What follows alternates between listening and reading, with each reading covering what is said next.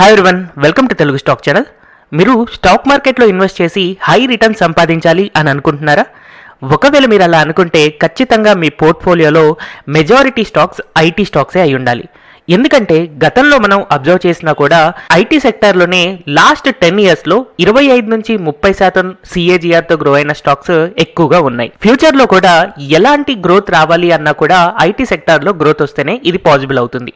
అందుకనే మనం ఐటీ సెక్టార్లో మల్టీ బ్యాగర్ స్టాక్స్ని ఫైండ్ అవుట్ చేయాలి అని అంటే ఎలాంటి రూల్స్ని అబ్జర్వ్ చేయాలి అనేది ఈ వీడియోలో మనం ఇప్పుడు అబ్జర్వ్ చేద్దాం. సో ఐటీ సెక్టార్ అనాలిసిస్ చేసేటప్పుడు first and most important thing మనం అబ్జర్వ్ చేయాల్సింది ఆ కంపెనీ యొక్క operating profit margins. So operating profit margin మనం చూస్తున్నప్పుడు ఎలాంటి కంపెనీస్లో హై రిటర్న్స్ వస్తాయి.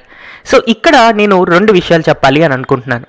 మనం ఇన్వెస్ట్ చేయాలి అని అనుకున్న కంపెనీ ఒకటి గ్రోయింగ్ కంపెనీ అవ్వచ్చు, లేదా ఇండస్ట్రీస్ బెస్ట్ స్టాక్, లేదా ఇండస్ట్రీ యొక్క లీడర్ అవ్వచ్చు. యూజువల్గా ఇండస్ట్రీ లీడర్ స్టాక్స్ చాలా స్టెబిలిటీతో ఉంటాయి, మార్కెట్ పడినా కూడా వీటి వాల్యూ పెద్దగా పడదు. కానీ ఐటీ సెక్టార్లోని గ్రోయింగ్ కంపెనీస్ని మనం అబ్జర్వ్ చేస్తే మార్కెట్ పెరుగుతున్నప్పుడు డబుల్ ఆర్ ట్రిపుల్ రిటర్న్స్ ఇవ్వచ్చు, అండ్ మార్కెట్ పడుతున్నప్పుడు 50% నుంచి 70% వరకు కూడా పడచ్చు. అయితే ఐటీ సెక్టార్లోని ఇండస్ట్రీ లీడర్స్ ఏవైతే ఉన్నాయో వాటి యొక్క ఆపరేటింగ్ ప్రాఫిట్ మార్జిన్స్ 27% నుంచి 30% వరకు వేరీ అవుతూ ఉంటాయి. సో మీరు అబ్జర్వ్ చేస్తే ఇన్ఫోసిస్, TCS, HCL టెక్ ఇలాంటి కంపెనీస్ అన్నిటికీ కూడా హై ప్రాఫిట్ మార్జిన్స్ ఉంటాయన్నమాట. వేరాజ్ మీరు కొంచెం రిస్క్ తీసుకుని గ్రోయింగ్ స్టాక్స్లో ఇన్వెస్ట్ చేయాలి అని అనుకుంటే వాటి యొక్క ఆపరేటింగ్ ప్రాఫిట్ మార్జిన్స్ ఎలా ఉండాలి అంటే 15%, 18%, 20% ఇలా గ్రో అవుతున్నట్టుగా మనకు కనపడుతూ ఉండాలి. సో మీరు ఇయర్ టు ఇయర్ డేటాని అబ్జర్వ్ చేసి ఒకవేళ మీకు గ్రోయింగ్ ఆపరేటింగ్ ప్రాఫిట్ మార్జిన్స్ కనపడుతున్నాయి అనుకుంటే అలాంటప్పుడు గ్రోయింగ్ ఐటీ స్టాక్స్లో ఇన్వెస్ట్ చేయొచ్చు. నెక్స్ట్ ఒక ఐటీ సెక్టర్ స్టాక్స్లో ఇన్వెస్ట్ చేసేటప్పుడు మనం అబ్జర్వ్ చేయాల్సింది సేల్స్ గ్రోత్. ఒక కంపెనీ యొక్క సేల్స్ కంటిన్యూస్గా ఇంక్రీజ్ అవుతూనే ఉండాలి. Majority of the IT companies foreign institutions కోసం వర్క్ చేస్తూ ఉంటాయి. సో డాలర్ వాల్యూ పెరుగుతున్నప్పుడల్లా ఆటోమేటిక్గా ఈ కంపెనీ యొక్క రెవెన్యూస్ అనేవి పెరుగుతూ ఉంటాయి. కాబట్టి సేల్స్ అనేవి పెరగడం మీరు అబ్జర్వ్ చేస్తూ ఉండాలి. అండ్ నేను డిఫరెంట్ ఆర్టికల్స్ చదువుతున్నప్పుడు ఒక చాలా ఇంపార్టెంట్ పాయింట్ని అబ్జర్వ్ చేశాను.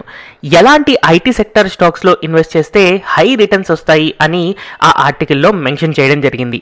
ఆ ఆర్టికల్లో ఏం చెప్పారు అంటే sales growth plus operating profit margin రెండింటిని గనక యాడ్ చేస్తే 40% లేదా అంతకంటే ఎక్కువ కన్సిస్టెంట్గా ఉన్న కంపెనీస్ బెస్ట్ కంపెనీస్గా చెప్తూ ఉంటారు. సో దీనికోసం మీరు ఎవ్రీ ఇయర్ ఈ కంపెనీ యొక్క సేల్స్ ఎంత పర్సంటేజ్ పెరుగుతున్నాయి అనేది క్యాలిక్యులేట్ చేసి దాని యొక్క ఆపరేటింగ్ ప్రాఫిట్ మార్జిన్స్ని యాడ్ చేశారు అంటే మీకు దాని వాల్యూ 40 లేదా అంతకంటే ఎక్కువ రావాలి. యూజువల్గా ఇండస్ట్రీ లీడర్ కంపెనీస్ అన్నిటికీ కూడా దీని వాల్యూ 40% కంటే ఎక్కువగానే ఉంటుంది. బట్ గ్రోయింగ్ స్టాక్స్కి కనుక మీరు అబ్జర్వ్ చేస్తే sales growth plus operating profit margin అనేది 30, 35, 40 ఇలా ఇంక్రీజింగ్ ట్రెండ్లో మనకు కనపడుతూ ఉంటుంది. సో మీరు బై చేద్దాం అనుకున్న గ్రోయింగ్ కంపెనీకి కానీ లేదా ఆల్రెడీ బై చేసిన గ్రోయింగ్ కంపెనీకి కానీ operating profit margin plus sales చేస్తే ఆ వాల్యూ అనేది పెరుగుతూ 40కి దగ్గరలో ఉందా లేదా అనే పాయింట్ని అబ్జర్వ్ చేయండి. నెక్స్ట్ మనం అబ్జర్వ్ చేయాల్సిన విషయం వచ్చేసి ఫ్రీ క్యాష్ ఫ్లో.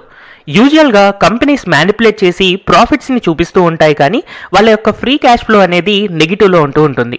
బట్ యూజువల్గా ఏ కంపెనీకైనా కూడా ఫ్రీ క్యాష్ ఫ్లో పాజిటివ్ ఉంటేనే అది మనకి బెస్ట్ రిటర్న్స్ సంపాదించి పెడుతుంది. సో మీరు కొనాలనుకున్న కంపెనీకి పాజిటివ్ ఫ్రీ క్యాష్ ఫ్లోస్ ఉన్నాయా లేదా అనే పాయింట్, అండ్ అలాగే ఫ్రీ క్యాష్ ఫ్లోస్ ఇంక్రీజ్ అవుతున్నాయా లేదా అనే పాయింట్ ని అబ్జర్వ్ చేయాల్సి ఉంటుంది. అయితే మీరు ఫ్రీ క్యాష్ ఫ్లోని కనుక క్యాలిక్యులేట్ చేయాలి అని అనుకుంటే ఖచ్చితంగా మీకు అకౌంటింగ్ ఫార్ములాస్ అనేది తెలిసి ఉండాలి. లేదా మీరు యాహూ ఫినాన్స్ లో మీకు కావాల్సిన కంపెనీని సెర్చ్ చేసిన తర్వాత ఫినాన్షియల్స్ లో క్యాష్ ఫ్లో స్టేట్మెంట్ కి వెళ్తే అక్కడ కింద ఫ్రీ క్యాష్ ఫ్లో ఉంటుంది. బట్ ఇది అప్రాక్సిమేట్ వాల్యూనే కానీ ఎగ్జాక్ట్ వాల్యూస్ కాదు. బట్ ఎనీహౌ డేటా సింపుల్ గా దొరకడం కోసం మీరు యాహూ ఫినాన్స్ వెబ్సైట్ ని వాడచ్చు. అండ్ ఒక మంచి ఐటీ కంపెనీని మనం సెలెక్ట్ చేసుకునేటప్పుడు ఖచ్చితంగా దాని యొక్క రిటర్న్ ఆన్ ఈక్విటీ అనేది పాజిటివ్ ఉండాలి. అంటే ఒక్కొక్క షేర్ హోల్డర్ కొన్న షేర్ కి ఆ కంపెనీ ఎంత ప్రాఫిట్ జనరేట్ చేస్తుంది అనేది రిటర్న్ ఆన్ ఈక్విటీ అవుతుందన్నమాట. యూజువల్ గా ఐటీ కంపెనీస్ కి return on equity greater than 20 ఉంటే మంచి కంపెనీస్ అవుతాయి.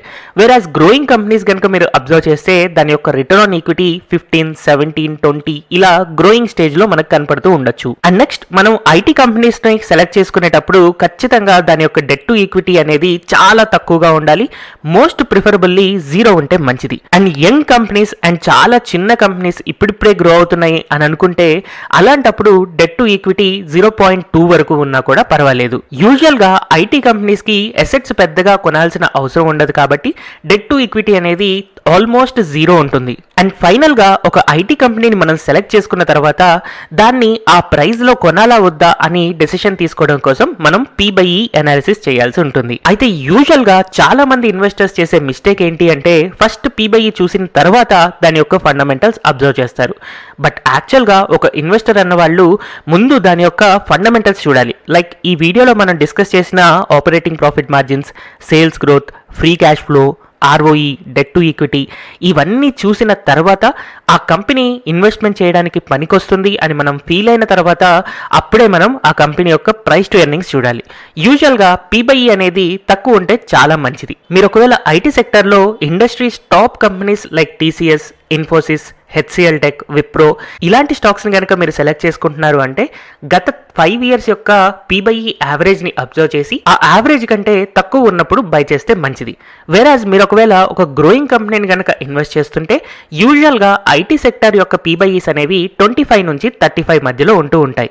సో 25 కంటే తక్కువ ఉన్న P/E's అనేవి మనకి మంచి P/E's అవుతాయి. సో ఒక గ్రోయింగ్ కంపెనీకి ఒకవేళ P/E కనుక 30 కంటే తక్కువ ఉంది అని అనుకుంటే అలాంటప్పుడు అది మనకి ఒక మంచి ఇన్వెస్ట్మెంట్ అవుతుంది. సో ఫైనల్ గా మనం ఐటీ సెక్టర్ లో ఏదైనా కంపెనీని సెలెక్ట్ చేసుకున్నప్పుడు మనం పైన డిస్కస్ చేసుకున్న పాయింట్స్ అన్నిటితో పాటుగా ఆ కంపెనీ యొక్క మేనేజ్మెంట్ గురించి తెలుసుకోవాలి. అండ్ అలాగే ఈ పర్టికులర్ కంపెనీకి కాంపిటీటర్స్ ఎవరున్నారు అండ్ మార్కెట్ ట్రెండ్స్ ఎలా ఉన్నాయి అండ్ గ్రోత్ పొటెన్షియల్ ఎంత ఉంది అని తెలుసుకోవడం కోసం మనం రకరకాల రీసెర్చ్ రిపోర్ట్స్ ని చదువుతూ మీ కన్విక్షన్ అంతా క్లియర్ పాజిటివ్ గా ఉంది అని అనుకున్న తర్వాత అలాంటి స్టాక్స్ ని మీరు లో P/E లో బై చేసుకుని స్టాక్ ని అక్యుములేట్ చేసుకుంటూ యావరేజ్ చేసుకుంటూ వెళ్తే ఓవర్ లాంగ్ టైం పీరియడ్ మీకు మల్టీ బ్యాగర్ రిటర్న్స్ రావడానికి ఎక్కువ ఛాన్సెస్ ఉంటాయి. అయితే మీరు ఈ వీడియోలో చూసిన ఐటీ కంపెనీస్ యొక్క అనాలిసిస్ ప్రతి సెక్టార్ కి వర్తించదు.